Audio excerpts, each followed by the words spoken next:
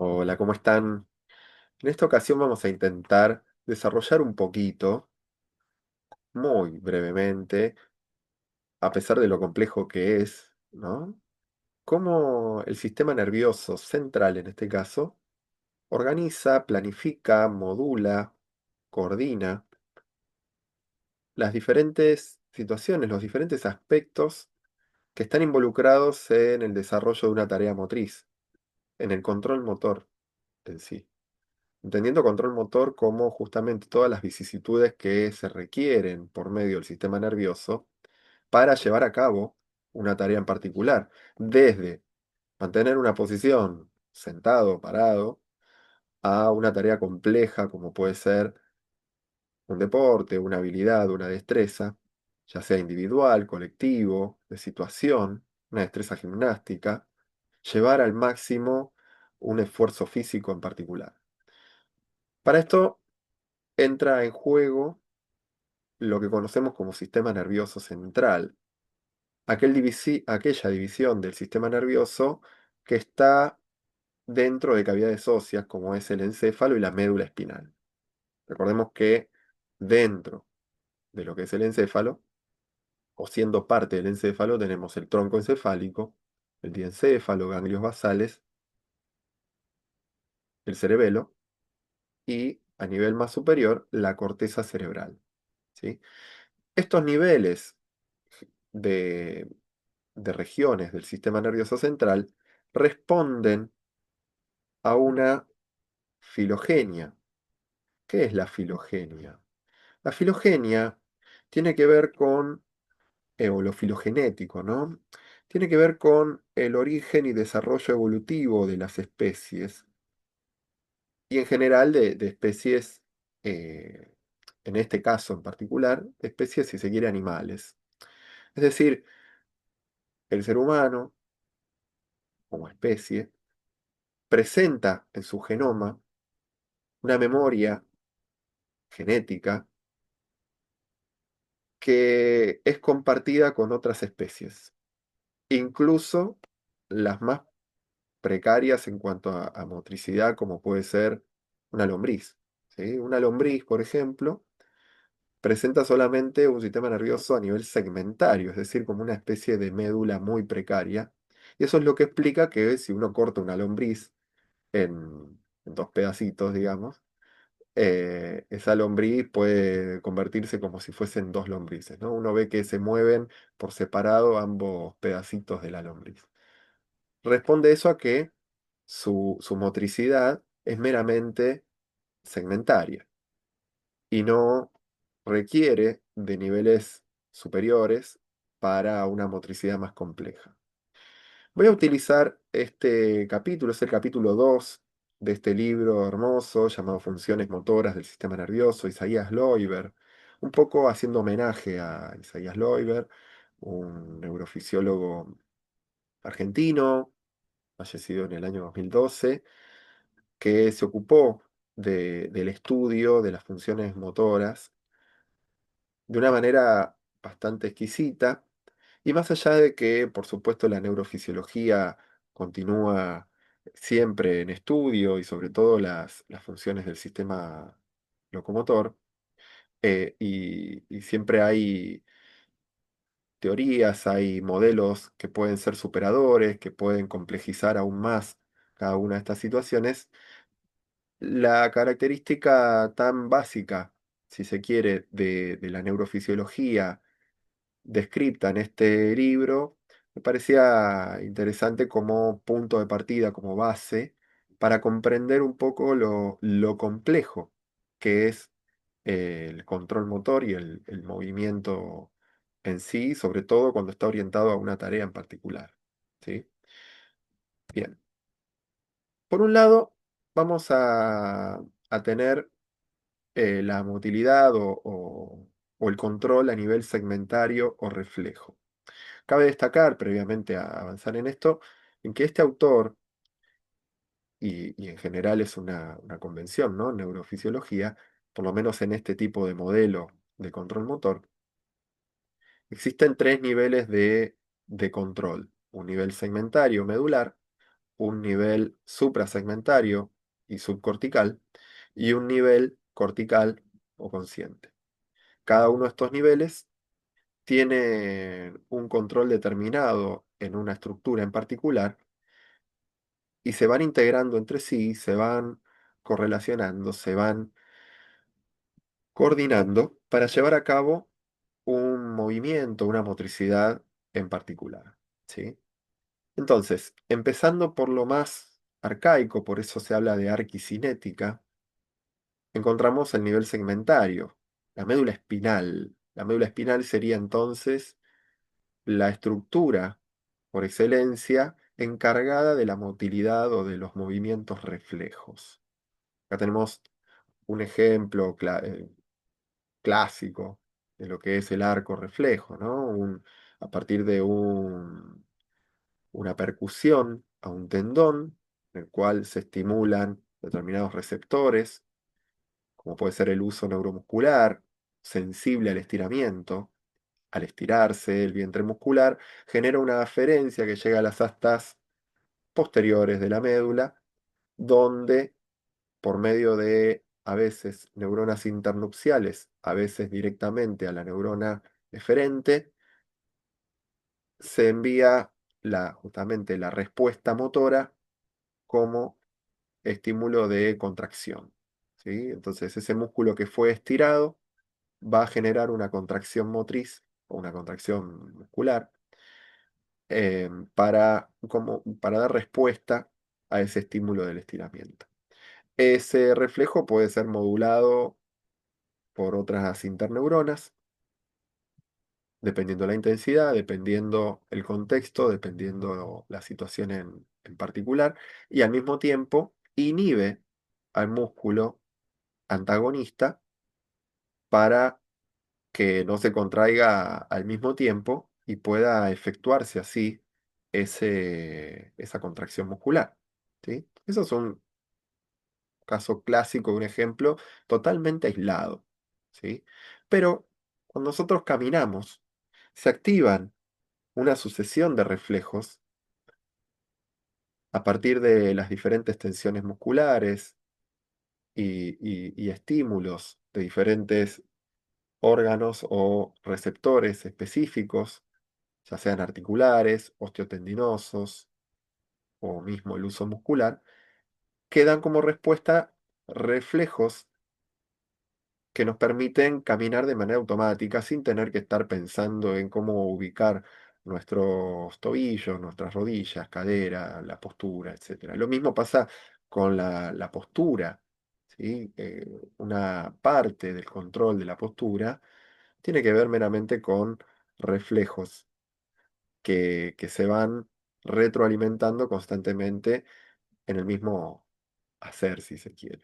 Pero fíjense qué interesante que estos reflejos no están solamente a nivel de la médula espinal, sino que también responden a núcleos de algunos pares craneales, como el tercer par, el cuarto par, que son núcleos de los movimientos oculares, el sexto par, el séptimo par, el noveno, el décimo primero, el décimo segundo, que son todos pares motores, pares de músculos faciales, pares de nervios que van a dar motricidad a la lengua, por ejemplo, para la fonación, para la deglución, con lo cual ahí también se encuentran núcleos ubicados en el tronco del encéfalo, bulbo, protuberancia y mesencéfalo, para el control motor de manera refleja,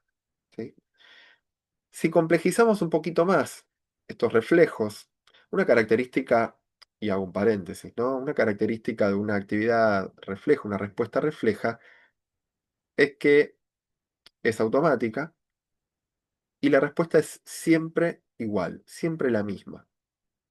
Para que una respuesta se refleja, tiene que ser, al observarse, siempre de la misma manera, esa respuesta, ¿no? Siempre la respuesta va a ser exactamente igual.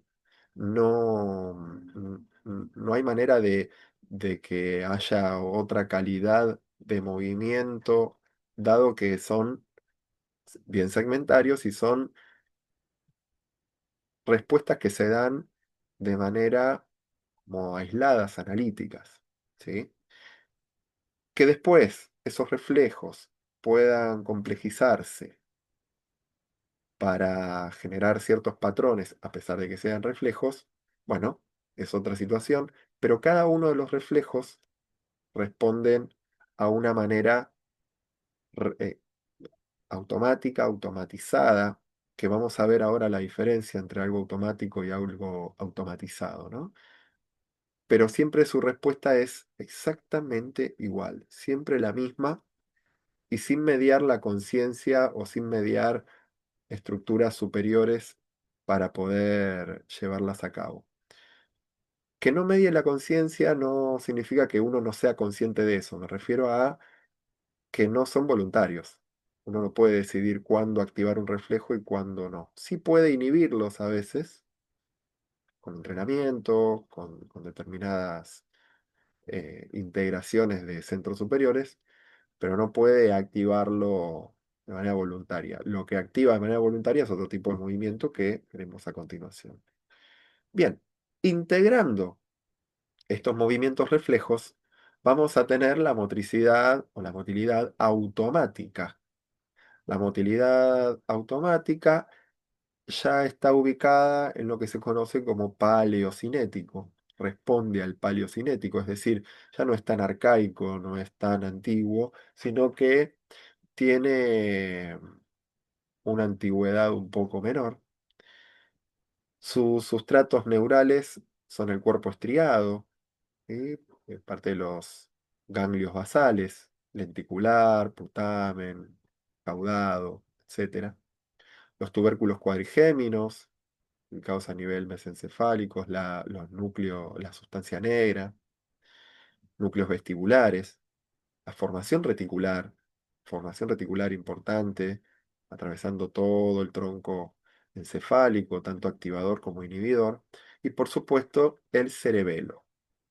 Esta motricidad automática aloja memorias y patrones de movimientos aprendidos, en los cuales ahí sí entra cierta calidad de movimiento y se organizan como patrones de movimiento que, según la situación en particular, van a activarse, van a integrarse con otros movimientos en particular. Entonces, en la medida que hay un aprendizaje motor, que siempre para que esto suceda tiene que estar interviniendo el cerebelo, quien sensa todo lo que vamos realizando a nivel motriz, ¿sí? Una cosa es la planificación de lo que yo quiero realizar y otra el objetivo que alcanzo al realizar el movimiento. Generalmente hay diferencias entre lo que el sistema nervioso planifica y lo que realiza. Esa diferencia es sensada constantemente por el cerebelo para generar diferentes ajustes y en la medida que eso se practica y se repite y se entrena, queda grabada una huella motora convertida en un patrón motor en particular, donde se aloja esta motricidad automática o automatizada, ¿sí?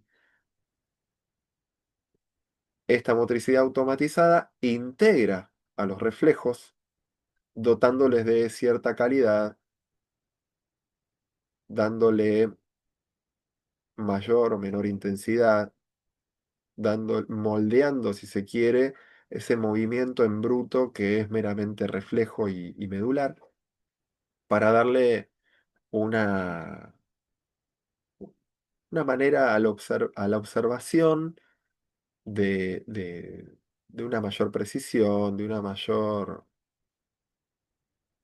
calidad.